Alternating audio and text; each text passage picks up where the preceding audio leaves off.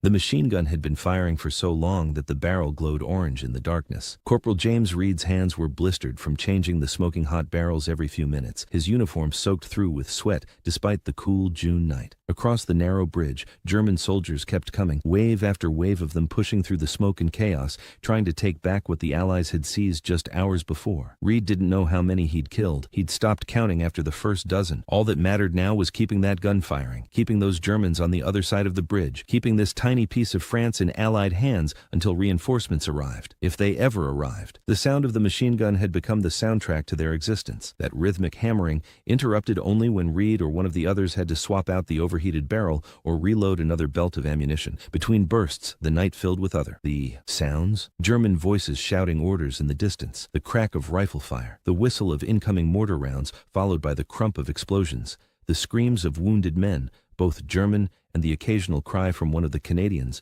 when shrapnel found its mark. And underneath it all, the constant ringing in Reed's ears that had started after the first artillery barrage and never stopped. It was June 6, 1944, and the world was changing.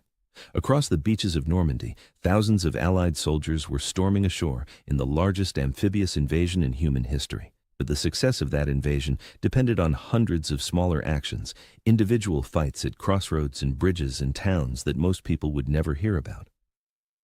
The Pegasus Bridge over the Caen Canal was one of those places. British paratroopers had taken it in a daring glider assault just after midnight, landing within yards of the bridge and overwhelming the surprised German guards in minutes. The capture had been brilliant, almost perfect, but holding it was turning into a nightmare. Reed was Canadian, from a small town in Ontario called Pembroke that nobody outside the province had ever heard of.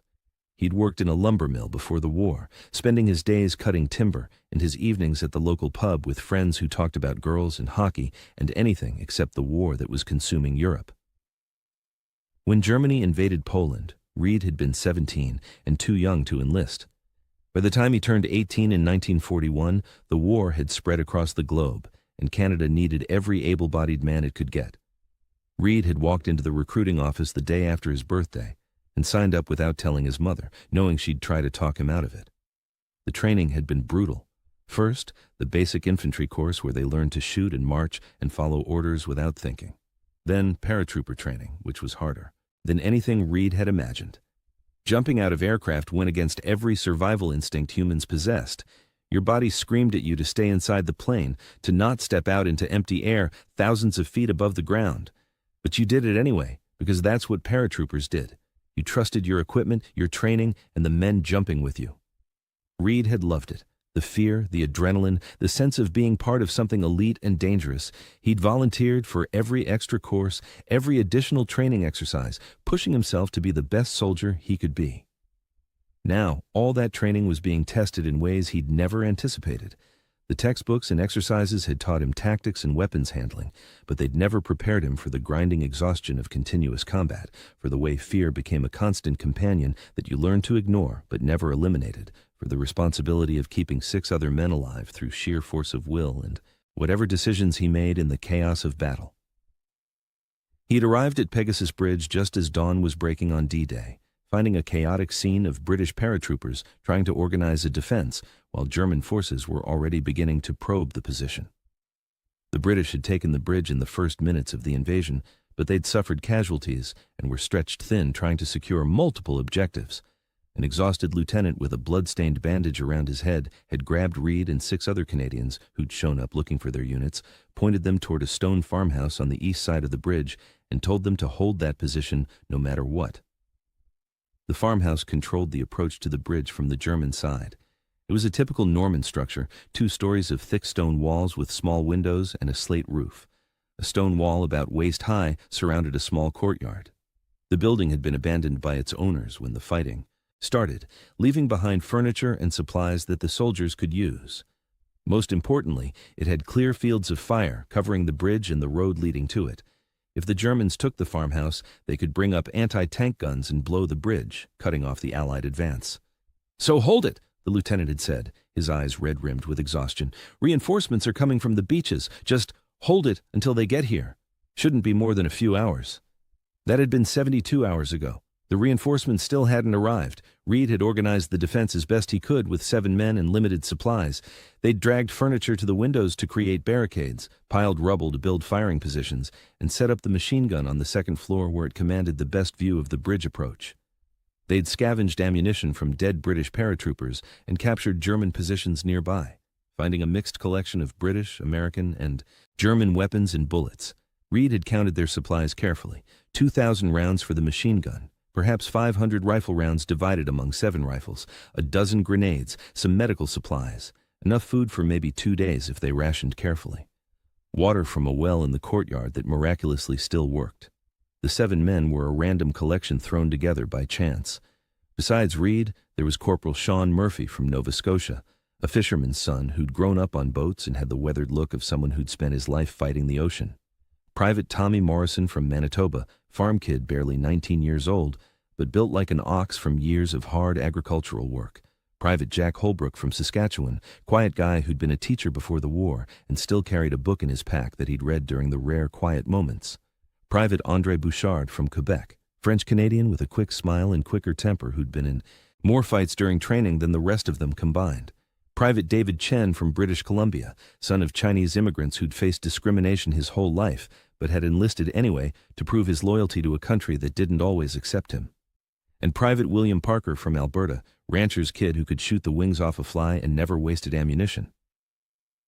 They'd introduced themselves quickly during those first hours, sharing names and hometowns in the hurried way soldiers do when they know they might die together before the day is out.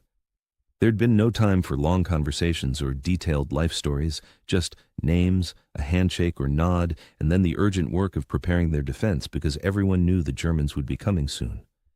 The first attack had come within an hour of them taking position. A company-sized force of German infantry supported by an armored car had rushed the bridge from the east, trying to overwhelm the defenders through speed and aggression.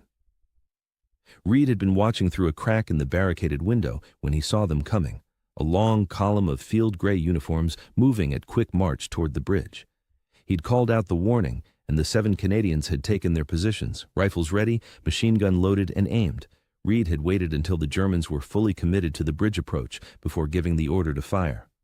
The machine gun had opened up first, Parker behind the trigger, long bursts that swept across the German column like a scythe through wheat. German soldiers had crumpled and fallen, the survivors diving for cover behind the low stone walls that lined the road. The armored car had tried to push forward, its machine gun returning fire, bullets smacking into the farmhouse walls and sending chips of stone flying.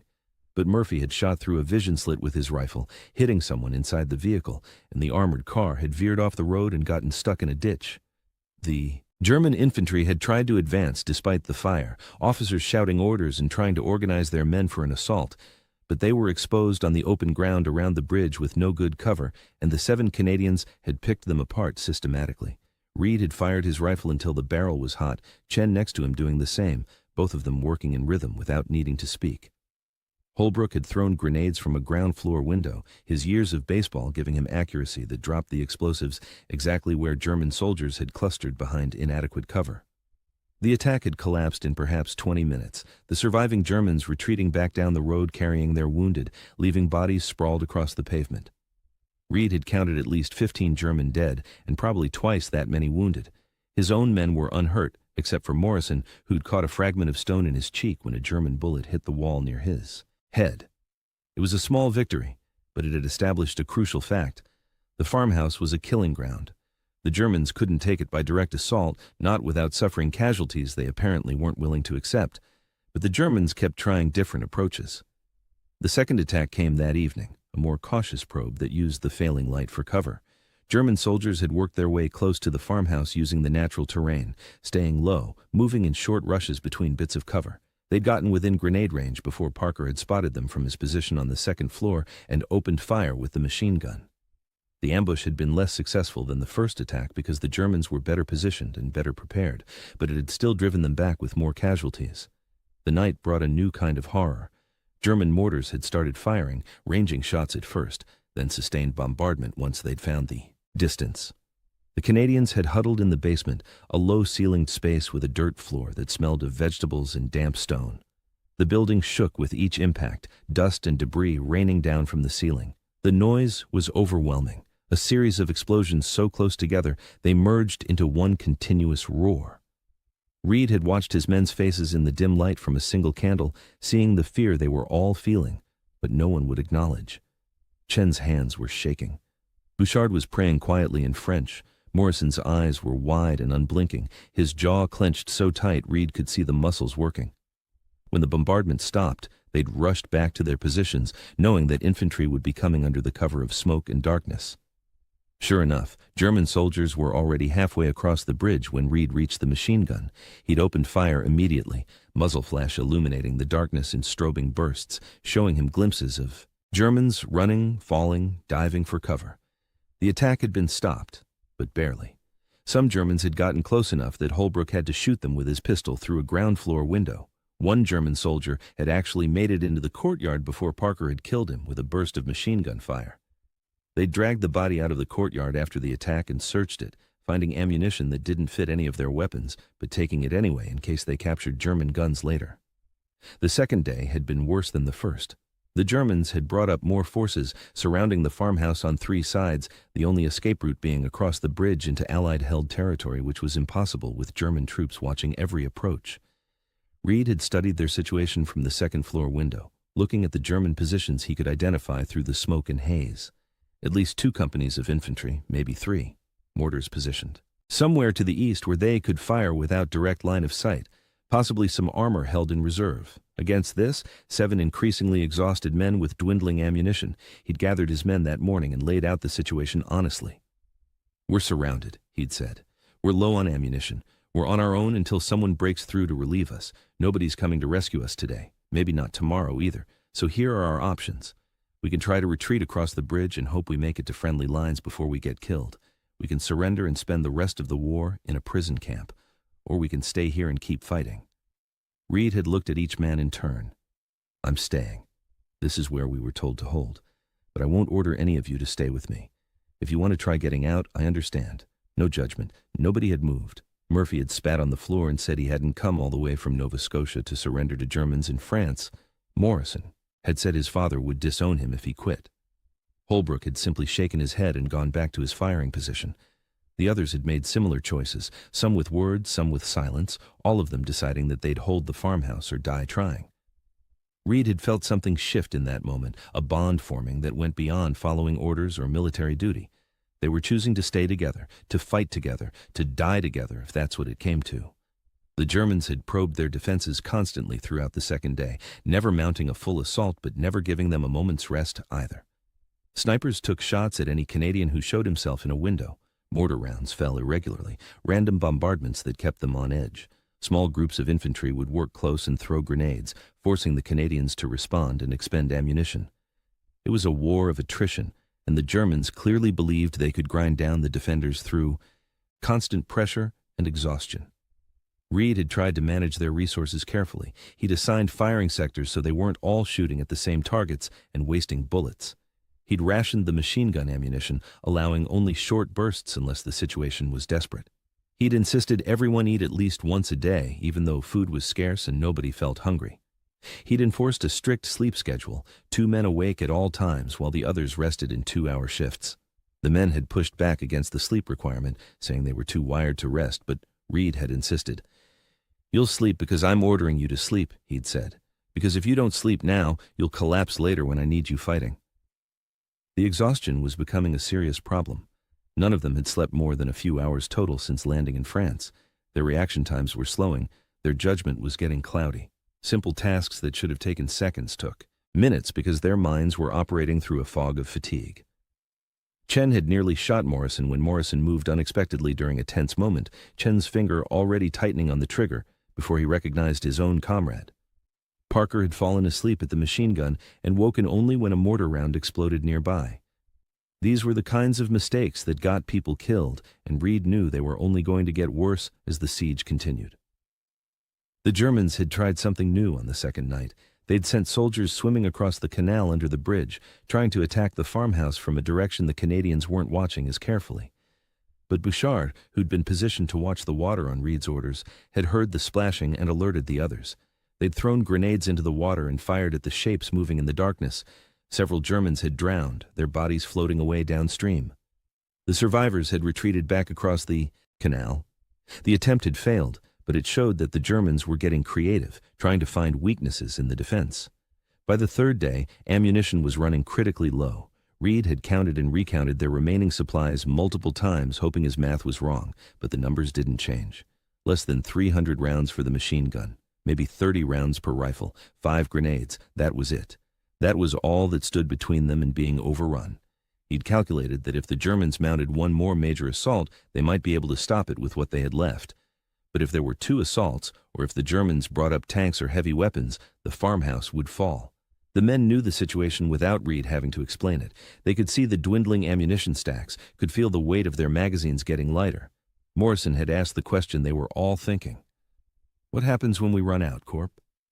Reed had looked at the young farmer from Manitoba, barely 19 years old, and had told him the truth. Then, we fight with what we have. Bayonets, rifle butts, rocks if necessary. We hold this position because we were ordered to hold it, and because if we don't, Germans will blow that bridge and maybe cost the invasion. So we hold. Murphy had been sitting against a wall, cleaning his rifle for perhaps the 100th time. He'd looked up at Reed and said something that captured what they all felt. We hold because we're too damn stubborn to quit, and because I'll be damned if I let these Nazi bastards think they beat me. Reed had smiled at that, a tired smile, but genuine. That's right, he'd said. We're too stubborn to quit. Remember that when things get bad. Things got bad that afternoon. The Germans had clearly decided that enough was enough, that the farmhouse had to be taken regardless of cost. They'd assembled a major assault force, the largest yet, and committed it to one overwhelming attack. Reed had watched through his binoculars as German infantry formed up in the distance, officers organizing them into assault groups. Behind them, he'd spotted the shapes of tanks, at least 2 Panzer IVs moving into position. This was it. This was the attack that would either break through or break itself against their defense. He'd gathered his men one last time. This is everything they have, he'd told them. They're betting that they can overrun us in one push. We're going to prove them wrong. Every shot counts now. Don't waste ammunition. Pick your targets. Work together. And whatever happens, we don't surrender. We fight until reinforcements arrive, or until we can't fight anymore. Understood? 6 faces had nodded back at him, faces marked with exhaustion and fear, but also with determination. They understood. They'd come this far together. They'd finish it together, whatever the outcome. The German assault had begun with a massive mortar barrage, the heaviest yet. The Canadians had crouched in the basement as the world exploded above them. The farmhouse structure had groaned and shuddered under the impacts. Part of the second floor had collapsed, the ceiling caving in and filling the air with choking dust. When the bombardment finally stopped, and they'd climbed back to their positions, they'd found the farmhouse barely standing. Walls had been breached in several places. The roof was mostly gone. Their carefully prepared firing positions were destroyed or damaged, but the building itself, those thick Norman stone walls, had held. The German infantry came next, advancing in waves supported by the tanks. Reed had opened fire with the machine gun, long sustained bursts that ate through their remaining ammunition at an alarming rate. He couldn't afford to be conservative anymore. If they didn't stop this attack, ammunition conservation wouldn't matter because they'd all be dead or captured. The machine gun hammered out death across the bridge approach, cutting down Germans, who'd been trained to attack through enemy fire, but who couldn't advance through a killing zone this concentrated. The tanks had been the real threat. Their main guns had begun firing at the farmhouse, high explosive shells that blasted chunks out of the walls. One shell had come through a window and exploded inside, the concussion knocking everyone in the room off their feet. Chen had been closest to the blast and had taken shrapnel in his leg, a piece of metal the size of a finger embedded in his thigh. He'd screamed once, then bit down on his sleeve and pulled the fragment out himself, blood soaking through his trouser leg. Holbrook had wrapped a bandage around the wound while Chen kept shooting with his rifle, refusing to leave his position. Murphy had seen one of the tanks getting dangerously close, its gun lowering to fire point blank into the farmhouse. Without hesitating, Murphy had grabbed their last anti-tank grenade, a captured German Panzerfaust that none of them had been trained to use, but that Murphy had figured out by reading the instructions printed on the side in German and making educated guesses. He'd leaned out a window, despite the bullet snapping past his head, and fired the Panzerfaust at the tank from perhaps 30 yards away. The rocket had streaked across the distance and slammed into the tank's front armor, the explosion creating a flash that temporarily blinded everyone watching. The tank had stopped, smoke pouring from its hatches, the crew bailing out and running for cover. The other tank had backed away, its commander apparently deciding that getting closer wasn't worth the risk. The infantry attack had faltered when they lost the tank support. German soldiers had gotten close to the farmhouse, some reaching the courtyard wall, but concentrated fire from the Canadians had stopped them. Bouchard had thrown their last grenades, each one carefully aimed to land where Germans had taken cover. Parker had fired the final belt of machine gun ammunition in one continuous burst that lasted perhaps 20 seconds, the gun bucking in his hands, tracers drawing lines through the smoke. When the gun clicked empty, he'd grabbed his rifle and kept shooting. Reed had been firing his rifle methodically, one shot at a time, making each bullet count. His shoulder ached from the recoil. His hands were bleeding from handling hot metal. His ears were ringing so badly he could barely hear. But he kept shooting because that's all there was left to do. Shoot until you had no ammunition, then find another way to fight. Morrison was beside him, his wounded shoulder making it impossible to fire right-handed, so he'd switched to shooting left-handed, his accuracy suffering but his determination unchanged. Chen was below them, his wounded leg preventing him from moving, but not from firing his rifle through a ground-floor window, his pile of brass casings growing as he methodically shot at every German he could see. The attack had broken. Reed saw it happen in real time, the moment when German soldiers decided they'd had enough, when training and discipline gave way to survival instinct. They'd pulled back, first one or two, then whole groups, then everyone, a general retreat that became a rout. The Germans had left their dead and wounded, dozens of them, sprawled across the ground between the farmhouse and the German lines. The Canadians had won. They'd stopped the major assault, they'd held. Reed had slumped against the wall, his rifle falling from nerveless fingers, his body shaking with exhaustion and adrenaline crash. He'd done a quick head count. 7 men had gone into this fight. 7 men were still alive, though Chen's leg wound was serious, and Morrison's shoulder had opened up again and was bleeding through his bandage. They'd survived the worst the Germans could throw at them, but they'd also expended virtually all their ammunition. Reed checked the remaining supplies. 14 rifle rounds total. No machine gun ammunition. No grenades. If the Germans attacked again, they'd have to fight hand-to-hand with bayonets and improvised weapons. But the Germans didn't attack again. An hour passed in tense silence. Then, 2 hours. Reed kept watching the German positions through his binoculars, trying to figure out what they were planning. But what he saw made no sense at first. The Germans seemed to be pulling back, vehicles moving away from the farmhouse rather than toward it. Then he heard new sounds from the west, from the direction of the beaches. The rumble of heavy engines, lots of them, tank engines, friendly tank engines. British Churchill tanks appeared on the road, massive infantry tanks pushing toward the bridge, their turrets traversing to cover potential threats. Behind them came trucks full of infantry, more British troops with fresh weapons and full ammunition. The relief force had finally arrived. Reed and his 6 companions walked out of the ruined farmhouse into the afternoon. Sun, blinking like men emerging from a cave, barely able to believe they'd survived. They'd held for 72 hours against a German battalion. 7 men. 7 exhausted, wounded, ammunition-depleted men who'd simply refused to quit. A British major had approached them, looking at the 7 filthy, blood-stained soldiers standing in the rubble. How many were defending this position, he'd asked. 7, Reed had answered. We had 7. The major had stared at him in disbelief. 7 men held off German attacks for 3 days? Reed had shrugged. We didn't really have a choice, sir. You told us to hold. So we held.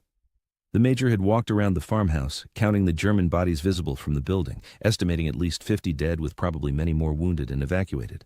He'd looked at the destroyed second floor, the shell-damaged walls, the evidence of intense combat. Then he'd turned to Reed and said, "What you men did here will matter. This bridge matters. You kept it in Allied hands when losing it might have changed everything. That takes courage I cannot adequately describe." But the recognition Reed had hoped for never came. The 7 Canadians were sent to medical stations to get their wounds treated, then returned to their units which had been scattered across Normandy and were being reorganized. The British officer who'd witnessed their defense had died 2 days later in an artillery strike, taking his intended commendation report with him.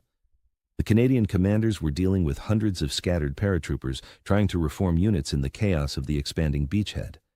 7 men defending a farmhouse became just another small action in a campaign full of desperate stands and improbable survivals. The 7 men stayed in touch when they could, scattered across different units, but connected by what they'd shared in that farmhouse. When the war ended and they returned to Canada, they had a single reunion in Toronto in 1946, all 7 of them making the journey to see each other one more time. They'd spent an evening in a hotel room drinking beer and talking about the war, about the farmhouse, about what it had meant to hold that position together. They'd made a pact that night. They would meet every 5 years, on June 6th, to remember what they'd done and honor the bond they'd formed. And they would tell their children and grandchildren the truth about war, not the sanitized, heroic version, but the real version with all its fear and exhaustion and moral complexity. They kept that pact for decades, the reunions continuing until age and death reduced their numbers. Reed had been the last survivor, living until 1998, carrying the memories of those 72 hours until his final days. Before he died, he'd given a long interview to a military historian who was researching Canadian paratrooper actions on D-Day. Reed had described the defense of the farmhouse in detail, named all 6 men who'd been with him, explained their tactics and their fears and their determination. The historian had published the account in a specialized journal where perhaps a few hundred people read it. The story never became famous. It never got turned into a movie or a best-selling book. Most Canadians who learned about D-Day heard about Juno Beach and the infantry assaults there, not about 7 paratroopers holding a farmhouse near Pegasus Bridge. But the story was true, documented in after-action reports in German records and British unit diaries for anyone who looked carefully enough. 7 men had held a strategic position for 72 hours against a German battalion.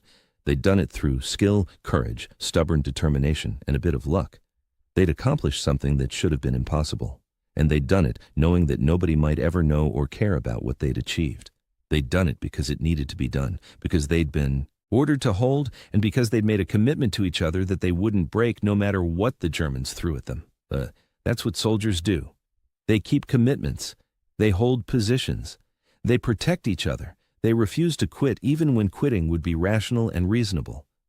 The 7 men at the farmhouse near Pegasus Bridge embodied all of these qualities during those 72 hours in June of 1944. Their story deserves to be remembered not because it was unique, but because it represents countless similar acts of courage and determination that occurred throughout the war. Small groups of soldiers holding impossible positions, individuals making impossible choices, human beings pushed beyond what should be their limits, and somehow finding the strength to continue. That's the real story of war, beyond the grand strategies and famous battles. It's the story of ordinary people doing extraordinary things because circumstances demanded it, and because they chose to meet those demands rather than surrender to them. The 7 Canadians at Pegasus Bridge chose to fight. For 72 hours, they chose to keep fighting. And that choice, multiplied across thousands of similar moments throughout the war, made victory possible.